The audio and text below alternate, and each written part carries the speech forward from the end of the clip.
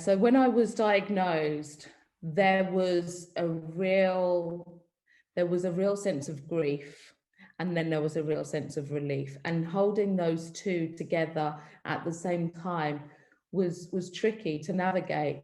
I definitely felt grief because of past issues that I've always had. You know, I was always that kind of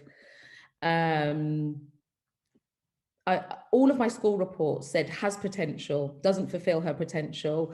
And, you know, I've started degrees. I started a psychology degree, and halfway through I gave that up because I felt the pressure to hand in my assignments too much. I've always had that issue with handing stuff in.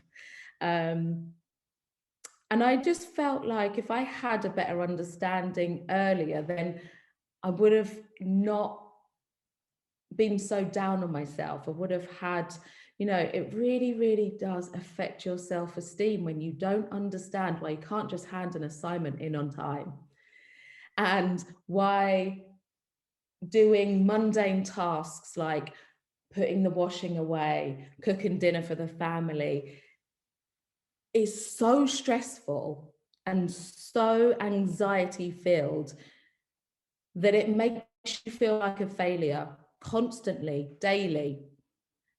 And I used to feel lazy. I felt like I just felt like I could never finish anything.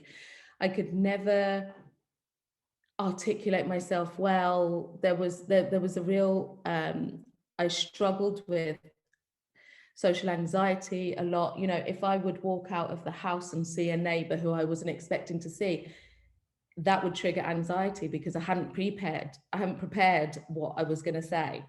Yeah.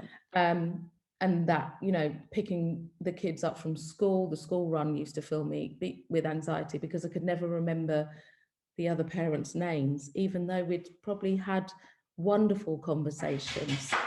That made me feel really bad, really awful about myself. And I used to think, oh, no wonder everyone hates me. Of course they hate me because I'm not warm. I'm not, you know, I tend to pretend I don't see people or put my head down, and I really struggled with that.